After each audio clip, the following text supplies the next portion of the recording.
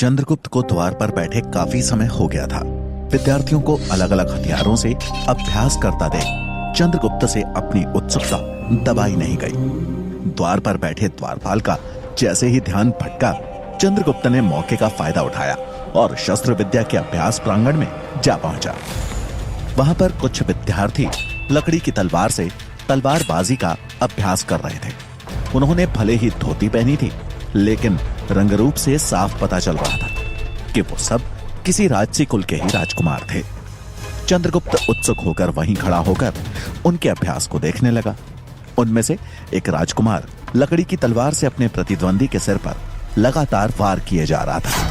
वो दूसरा बच्चा अपनी ढाल से हर वार को रोकने के प्रयास में बस धीरे धीरे ढाल लिए नीचे झुकता जा रहा था। ये देख चंद्रगुप्त चिल्लाया, अपनी ढाल से उसकी तलवार का रुख बदल दो, तुम्हें पलटवार का मौका मिल जाएगा। ये देख तलवार से वार कर रहा राजकुमार रुक गया और चंद्रगुप्त की ओर बढ़ते हुए बोला, कौन है तू? हमसे ज्यादा जानता है? हाँ? उसके साथ अभ्यास कर रहे राजकुमार भी उसके पीछे पीछे चंद्रगुप्त के पास पहुंच गए और उसे घेर लिया।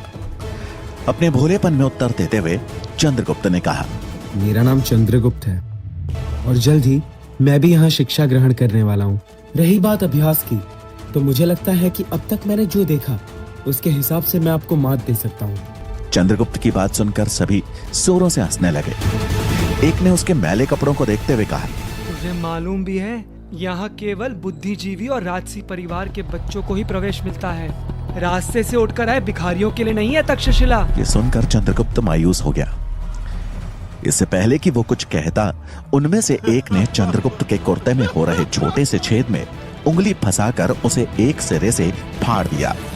ये देख तलवार लिया हुआ राजकुमार बोला, अरे ये कुर्ता तो फट गया, अब कल से क्या पहनेगा? केले के पत्ते? ऐसा कहते हुए सभी उसका उपहास करने लगे। चंद्रगुप्त क्रोधित हो उठा और उसने कुर्ता फाड़ने वाले राजकुमार को जोर का धक्का देते हुए जमीन पर गिरा दिया। ये देख लकड़ी की तलवार लिए राजकुमार ने चंद्रगुप्त की पीठ पर वार किया। अचानक हुए इस हमले से चंद्रगुप्त को झटका लगा, लेकिन अगले ही पल उसने अपने आप को संभालते हुए वहां पड़ी ढाल उठाई और उसके सामने आकर बोला, पीठ पर वार करना कायरों का काम है, लड़ना है तो सामने से लड़ो। चंद्रगुप्त को ललकारता देख उसने पूरी ताकत के साथ अपनी तलवार से चंद्रगुप्त पर वार किया, लेकिन चंद्रगुप्त ने चालाकी दिखाते हुए अपनी ढाल से बस उसकी तलवार का रुख मोड़ दिया और वो जमीन से जा टकराई। मौके का फायदा उठाकर चंद्रगुप्त ने ढाल से उसकी छाती पर एक जोर का वार किया और वो राजकुमार दूर जा गिरा। ये देखकर सभी राजकुमारों ने तलवार उठाकर चंद्रगुप्त को घेर लिया और उस पर हमला करने के लिए जैसे ही आगे बढ़े, तभी सबके कानों में एक आवाज गूंजी, रुको। सबकी तलवारें अचानक से थम गई। सामने देखा तो चाणक्य खड़े थे, जिनके चेहरे पर क्रोध स्पष्ट झलक रहा था। उनका चेहरा देखकर सभी राजकुमार घबरा गए। चंद्रगुप्त भी एक पल के लिए सहम गया। चाणक्य क्रोधित स्वर में बोले, राजगुरुकुल से हो, यहाँ शस्त्र विद्या का पाठ ले रहे हो या छल विद्या का? ये सुन वहां खड़े सभी छात्रों ने डर के मारे अपनी नजरें नीची कर ली। चंद्रगुप्त अपने सामने चाणक्य को देखकर उसकी जान में जान आई। चाणक्य ने उन राजकुमारों को देखते हुए कहा, एक निहत्थे इंसान को घेर कर मारना तक्षशिला की किस युद्ध नीति में लिखा है? किसी के पास इसका कोई उत्तर नहीं था। चाणक्य ने एक नजर उन सबको देखा और बोले, नियमों का उल्लंघन हुआ है। चंद्रगुप्त ने बगैर आज्ञा के तक्षशिला के प्रांगण में प्रवेश किया है और आप लोगों ने युद्ध नीति का गलत उपयोग किया है, इसलिए दोनों को दंड मिलेगा। चाणक्य का यह क्रोधित रूप चंद्रगुप्त पहली बार देख रहा था। वो और अन्य राजकुमार उनका गुस्सा देखकर डर गए। इससे पहले कि चाणक्य कुछ बोलते, उन्हें पीछे से आचार्य गजानन का स्वर सुनाई दिया, आचार्य, अगर आपके साथ आया ये बालक प्रांगण में नहीं आता तो शायद मेरे शिष्यों और इस बालक के बीच टकराव की स्थिति ही उत्पन्न ही नहीं होती। चाणक्य पीछे मुड़े तो सामने आचार्य गजानन खड़े थे। उन्हें देखते ही वहां खड़े राजकुमारों के चेहरे पर एक संतोष का भाव आ गया। उन्हें लगा कि अब तो आचार्य गजानन उन्हें बचा ही लेंगे। चाणक्य ने उन राजकुमारों के चेहरे के भावों को पढ़ लिया था। उन्होंने गजानन की आंखों में आंखें डालकर कहा, मैं मानता हूं चंद्रगुप्त ने बगैर अनुमति के उत्सुकतावश यहां प्रवेश किया, परंतु इन राजकुमारों ने जो बर्ताव किया वो भी तक्षशिला की शिक्षा नहीं है। इसलिए मेरी समझ से इन सबको इनकी गलती का आभास होना आवश्यक है। चाणक्य की बात सुनकर गजानन ने पलटवार किया। तो ठीक है, आप अपने शिष्य का दंड तय कर लीजिए और राजकुमारों का मैं देख लूंगा। चाणक्य को समझ में आ रहा था कि गजानन उन राजकुमारों को बचाने का हर संभव प्रयास कर रहे थे। उन्होंने गजानन के सुर में सुर मिलाते हुए कहा, जैसा आप उचित समझे। और रही बात गुरु शिष्य के संबंधों की, तो मेरी दृष्टि में तक्षशिला के हर शिष्य पर हर गुरु का अधिकार है, क्योंकि यहां से निकला छात्र किसी एक गुरु का प्रतिनिधित्व नहीं करता, वो प्रतिनिधित्व करता है संपूर्ण तक्षशिला का। चाणक्य की यह बात गजानन को चुप गई और उन्होंने क्रोधित हो उन राजकुमारों को 2 दिन तक सिर्फ रसोई में खाना बनाने की सजा सुनाई। उन्हें सजा देकर गजानन चाणक्य की ओर पलटकर बोले, आशा करता हूं कि अब आप संतुष्ट होंगे और इस बच्चे को भी उचित दंड देंगे। गजानन की बात सुनकर चाणक्य ने कहा, अवश्य, किंतु मेरे लिए किसी पर दंड का सकारात्मक प्रभाव दिखना ही उस दंड की सार्थकता है। भूल का आभास करवाने से ज्यादा महत्वपूर्ण है किसी को स्वयं ही अपनी भूल का आभास हो जाए। यह कहकर चाणक्य ने गजानन को प्रणाम किया और चंद्रगुप्त का हाथ पकड़कर वहां से निकलने लगे। तभी गजानन ने पीछे से दांत पीसते हुए मन ही मन कहा, आने दो चंद्रगुप्त की परीक्षा वाला दिन। उस दिन मैं इसे हारने का आभास करवाऊंगा और आपको आचार्य चाणक्य खुद ही पता चल जाएगा कि केवल आप ही उत्कृष्ट नहीं है। चंद्रगुप्त को समझ आ गया था कि उसने बहुत बड़ी भूल की है। उनके चरणों में गिरकर बोला, मुझे क्षमा कर दीजिए आचार्य, मुझसे बहुत बड़ी भूल हो गई। मैं वचन देता हूँ कि आइंदा से आपको शिकायत का मौका नहीं दूंगा। आप मुझे जो भी दंड देना चाहते हैं मुझे स्वीकार है, लेकिन मैं तक्षशिला में पढ़ना चाहता हूँ। मेरे सीखने का अवसर मुझसे मत छीनिए आचार्य। उसके चेहरे पर ग्लानि का भाव स्पष्ट रूप से दिख रहा था। चाणक्य का क्रोध थोड़ा शांत हुआ। उन्होंने उसे ऊपर उठाया और बोले, चंद्रगुप्त, सीखने का पहला नियम है अनुशासन। अनुशासन के बिना किसी भी शिक्षा का मूल नहीं रह जाता। तुमने जो किया है उसके लिए दंड तो मिलेगा ही। और रही बात शिक्षा की, तो तक्षशिला में प्रवेश लेने के लिए तुम्हें परीक्षा में उत्तीर्ण होना होगा। यह ध्यान रहे कि आचार्य गजानन की देखरेख में ही तुम्हारी परीक्षा होगी, और यह परीक्षा जितनी तुम्हारी है उतनी ही मेरी भी है। दंड की बात कहते हुए चाणक्य भावुक थे, लेकिन उन्होंने अपने इस भाव को उजागर नहीं होने दिया।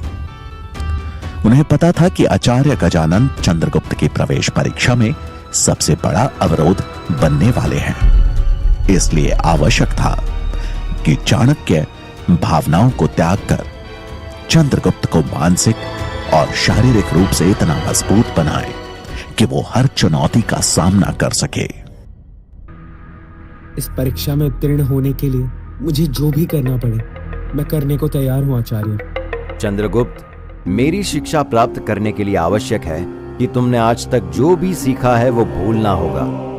अपने मस्तिष्क को खाली कर तैयार होना होगा एक नए आरंभ के लिए। कुछ समय बाद चाणक्य और चंद्रगुप्त विश्वविद्यालय के समीप बने एक आश्रम में पहुंचे। यह आश्रम चाणक्य के एक खास शिष्य सूरजमल का था। एक लंबे समय बाद अपने गुरु को देखकर सूरजमल के मुख पर प्रसन्नता थी। चाणक्य भी अपने प्रिय शिष्य सूरजमल से मिलकर खुश हुए और चंद्रगुप्त का परिचय कराते हुए बोले, सूरजमल, ये चंद्रगुप्त है। इससे तक्षशिला विश्वविद्यालय में प्रवेश के लिए तैयार करना है, तो मैं चाहता हूं कि तब तक ये यहां पर ही रहे।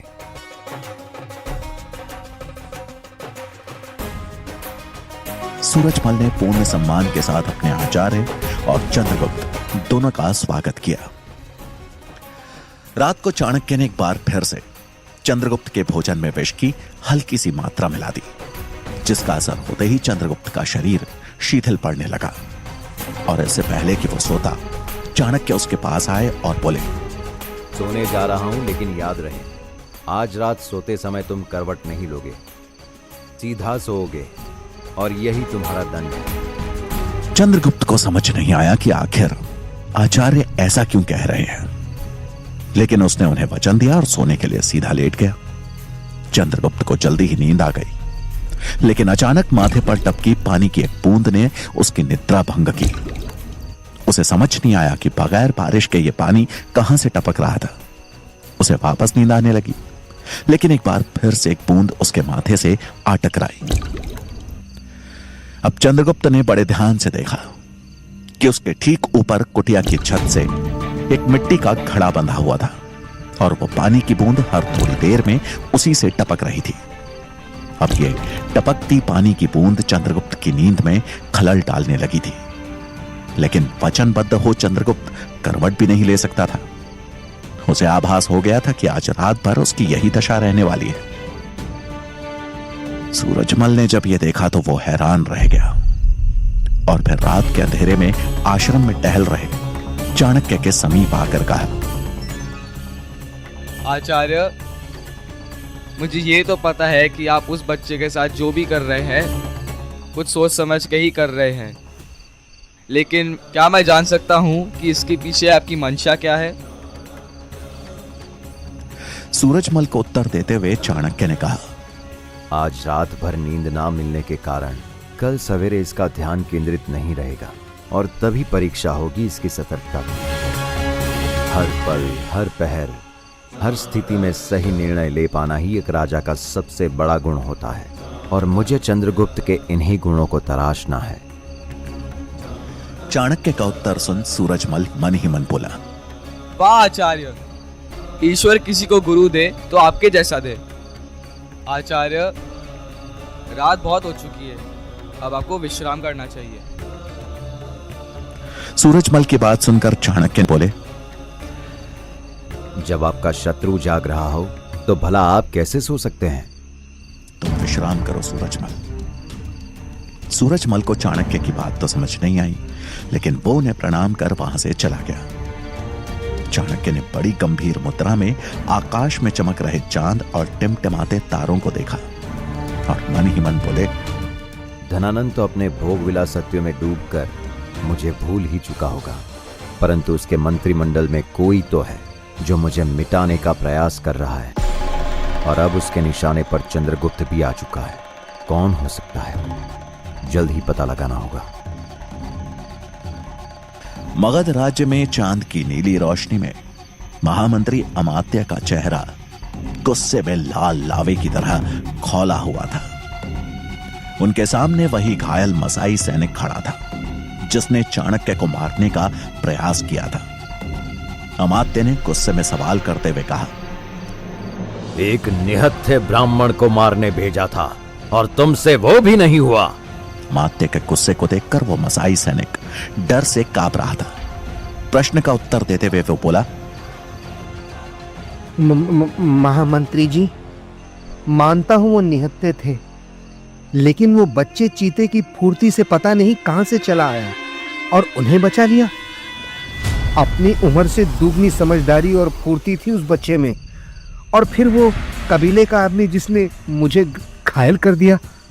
बच्चे का जिक्र सुन अमात्य अचंभित थे और कुछ सोचकर मन ही मन बोले, अब कौन सा दाव चल रहा है चाणक्य? उसकी अपनी कोई संतान तो है नहीं, तो फिर यह बच्चा कहां से आया? पता लगाना होगा।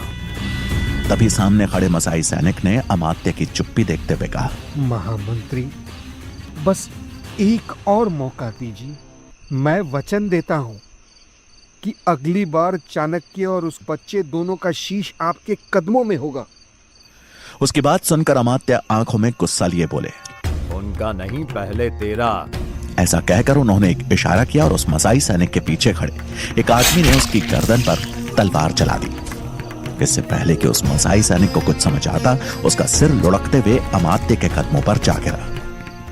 अमात्य ने एक पल उस कटे हुए सिर को देखा और उसके बाद सामने हाथ में तलवार लिए गुप्तचर को देखते हुए बोले, आज ही तक्षशिला के लिए निकल जाओ और चाणक्य और उस बच्चे पर एक साए की तरह नजर रखो। मुझे चाणक्य और उस बच्चे की हर सूचना चाहिए और याद रहे कोई चूक ना हो। उस गुप्तचर ने उनको प्रणाम किया और रात के अंधेरे में गायब हो गया।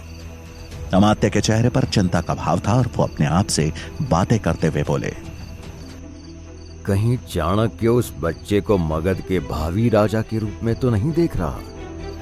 अमात्य के इस कथन में सत्यता तो थी, लेकिन छोटा चंद्रगुप्त इस सत्य से बहुत दूर, रात भर ना सोने की वजह से आज उतना चपल नहीं दिख रहा था। विष का नशा था जो उसे सोने पर विवश कर रहा था, और वहीं समय समय पर टपकती पानी की बूंदें थी जो कि सोने नहीं दे रही थी। सूरज निकलने में अभी समय था कि तभी सूरजमल चंद्रगुप्त के पास आया और उसे अपने साथ चलने को कहा। सूरजमल की बात सुनकर चंद्रगुप्त ने सवाल किया, हम लोग कहाँ जा रहे हैं? आचार्य कहाँ हैं? जल्दी तुम्हें तुम्हारे सारे प्रश्नों के उत्तर मिल जाएंगे। ऐसा कहकर उन दोनों ने 3 कोस का सफर तय किया और एक पहाड़ी पर बनी एक गुफा के मुहाने पर आ पहुंचे। रात भर न सोने और 3 कोस के इस मुश्किल सफर ने चंद्रगुप्त को शारीरिक और मानसिक रूप से शिथिल कर दिया था। वहां पहुंचकर चंद्रगुप्त ने सवाल किया, ये कहाँ लेकर आए हैं आप? मेरे पीछे आओ। थका हारा चंद्रगुप्त चुपचाप सूरजमल के पीछे चल दिया। वो जैसे जैसे आगे बढ़े गुफा में अंधेरा बढ़ता चला गया। थोड़ी ही देर में चंद्रगुप्त के बगल से चमगादड़ों का झुंड निकला। कुछ दूर चल चंद्रगुप्त को आभास हुआ कि उस गुफा के बीचों बीच एक सरोवर है। गुफा की दीवार से रिस कर आने वाला पानी वहां जमा हो रहा था। उस जगह पर चमगादड़ों का हुजूम था। अंधेरे में चंद्रगुप्त सूरजमल को आवाज देते हुए पूछा, आचार्य ने हमें यहाँ आने के लिए क्यों कहा? कितना अंधेरा है यहाँ। लेकिन सूरजमल का कोई पता नहीं था। चंद्रगुप्त अब अकेले उस गुफा में इधर उधर देखे जा रहा था कि तभी उसके कानों से एक आवाज टकराई।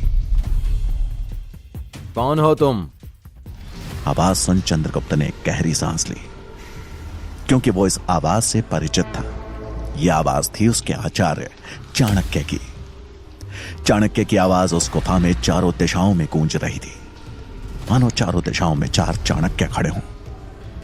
चंद्रगुप्त ने इधर उधर देखा, लेकिन उस अंधेरे में उसे कुछ भी दिखाई नहीं दिया। उसने आवाज लगाते हुए कहा, आचार्य आप कहाँ हैं? बहुत अंधेरा है यहाँ।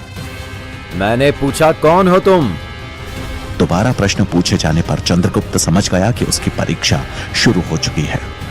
उसने उत्सुक होकर उत्तर दिया, मैं चंद्रगुप्त हूँ।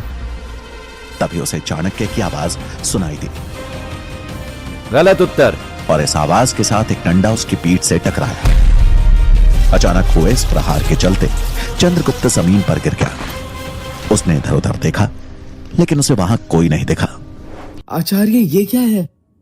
और इससे पहले कि वो और कोई प्रश्न पूछता, चाणक्य की आवाज दोबारा गूंजी। कौन हो तुम? चंद्रगुप्त सतर्क था। उसने कुछ देर सोचा और फिर थोड़े संकोच के साथ बोला, मैं आपका शिष्य हूँ। फिर गलत उत्तर। चाणक्य का जवाब सुन चंद्रगुप्त डंडे से बचने के लिए संभलता कि तभी वो डंडा उसके पैरों में आ लगा।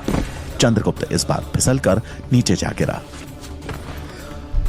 इसके अलावा उस गुफा के अंधेरे के बीच चमगादड़ों के उड़ने और पानी के गिरने के शोर की वजह से उसे पता ही नहीं लग पा रहा था कि आखिर डंडा किस दिशा से आ रहा है और कौन मार रहा है। तभी चाणक्य की आवाज फिर गूंज उठी, कौन हो तुम? मैंने पूछा कौन हो तुम? ना मैं चंद्रगुप्त हूँ, ना मैं आपका शिष्य हूँ। मैं सबसे पहले एक मनुष्य हूँ। मनुष्य। गलत उत्तर। अब उसका धैर्य टूट चुका था। उसमें अब और उठ पाने की ताकत नहीं थी और ना ही क्षमता थी प्रश्नों के उत्तर देने की। वो वहां मौजूद पत्थरों का सहारा लेकर जैसे तैसे उठा और पूरी शक्ति से चिल्लाते हुए बोला, आप क्या चाहते हैं आचार्य? कैसी परीक्षा है ये? परीक्षा भी है या दंड है? क्या गलत कहा मैंने? कौन सा उत्तर गलत दिया? चंद्रगुप्त की आवाज में दर्द था। अपना मानसिक संतुलन बनाने में उसे दिक्कत हो रही थी कि तभी चाणक्य की आवाज फिर गूंज उठी, कौन हो तुम? वही प्रश्न दोबारा सुन चंद्रगुप्त से अब रहा नहीं गया और वो चिल्लाते पे बोला, अगर उत्तर आप जानते हैं तो बता क्यों नहीं देते? मुझे नहीं पता। कौन हूं मैं? नहीं पता आचार्य। कोई नहीं हूं मैं। कोई नहीं हूं मैं। आवाज पूरी गुफा में गूंज रही थी। वो पूरी तरह से टूटकर वहीं बैठ गया और रोने लगा। उसे अब नहीं जानना था कि उसका उत्तर सही है या गलत, और ना ही उसके अंदर अंधेरे में वार कर रहे उस डंडे का डर था। कुछ देर के मौन के बाद चाणक्य की आवाज गूंजी, सही उत्तर। ये सुन चंद्रगुप्त ने राहत की सांस ली।